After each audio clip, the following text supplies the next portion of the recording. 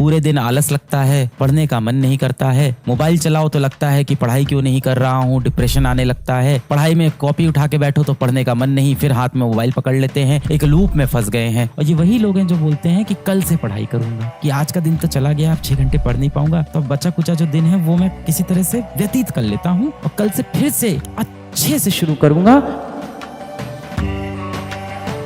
सुबह जल्दी उठ नहीं सकते, रात में देर तक जागना ही जागना है। दिन भर पढ़ाई करते हो पर क्या पढ़ा पता नहीं चलता। मोबाइल पे लगातार रील्स देख रहे हैं, शॉर्ट्स देख रहे हैं, पर इसके बाद भी कोई चीज ऐसी नहीं है जो दिमाग में बची हो, ऐसी कोई चीज नहीं है जो दिमाग में बस गई हो। पूरे दिन किसी दोस्त के साथ व्हाट्सएप पे बात कर रहे हैं, पर इसके बाद भी जीवन में कोई सच्चा दोस्त नहीं बना। सोशल मीडिया पे किसी के साथ कॉमेंट खेले जा रहे हैं, पर असल में सामने वाला लड़की है या लड़का है ये भी नहीं पता है। और आज तो जमाना ऐसा आ गया है कि आपको ये भी नहीं पता कि जिसके साथ आप कॉमेंट खेल रहे हो, जिसके साथ आप मैसेज खेल रहे हो, वो इंसान है या एआई है। पूरे दिन आलस लगता है, पढ़ने का मन नहीं करता है, मोबाइल चलाओ तो लगता है कि पढ़ाई क्यों नहीं कर रहा हूँ, डिप्रेशन आने लगता है, पढ़ाई में कॉपी उठा के बैठो तो पढ़ने का मन नहीं, फिर हाथ में मोबाइल पकड़ लेते हैं, एक लूप में फंस गए हैं। इसी तरह से काली अंधेरी रात आ जाती है, रात में 3-4 बजे तक जगते हैं, आंखें नीचे से काली पड़ रही है, अंदर से आंखें लाल हो रही है, सो जाते हैं, सुबह फिर देर से उठते हैं। यही तो चल रहा है ना। आप मुझे एक बात बता दो बेटा, आप मुझे आज एक बात का जवाब दे दो बस।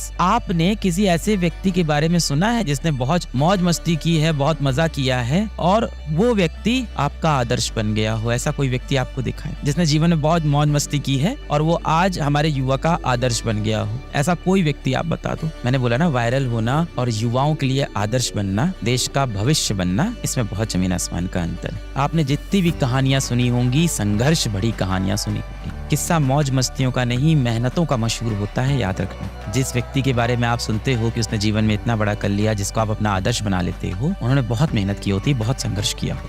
अगर आप भी अपना नाम बनाना चाहते हो तो याद रखना, किस्सा मौज मस्तियों का नहीं, कड़ी मेहनत का मशहूर होता है। दोस्त यार, फोन वाला प्यार सब बेकार, काम आएगा सिर्फ परिवार। परीक्षा की तैयारी हो या जीवन की तैयारी हो, कोई भी चीज की आप तैयारी कर रहे हो, कोई सफर हो आपका, आप किसी लक्ष्य की तरफ जा रहे हो, तो आपका ऐसा नहीं हो सकता है कि हर दिन आपका यूं चले। कई दिन आपके ऐसे होंगे, कई ऐसे होंगे, कई ऐसे होंगे, कई ऐसे होंगे, कई ऐसे होंगे, कई ऐसे होंगे। बस आपको ध्यान देना है कि आपके दिन ऐसे ना हो जाए, बस इतना ध्यान दें। ये तो चलता रहेगा बेटा। ये एक देखो, एक लाइन होगी, इस लाइन के कभी आप ऊपर होगे, कभी नीचे, कभी ऊपर, कभी नीचे, कभी ऊपर, कभी नीचे, बस इतना नीचे नहीं जाना है। इस पे आपको ध्यान देना। मैं हमेशा बोलता हूँ, कंसिस्टेंसी इज द किंग, और बोलता हूँ और खुद पे लगाता भी हूँ। संस्था के अंदर अगर हम लोग किसी नए आइडिया पे काम करते हैं या कोई नई चीज पे काम करते हैं, तो जाहिर सी बात है नई चीज तुरंत अच्छी नहीं बनती। तो क्या मैं उसको छोड़ देता हूँ? नहीं, मैं यही सोचता हूँ, कंसिस्टेंसी इज द किंग। लगे रहेंगे।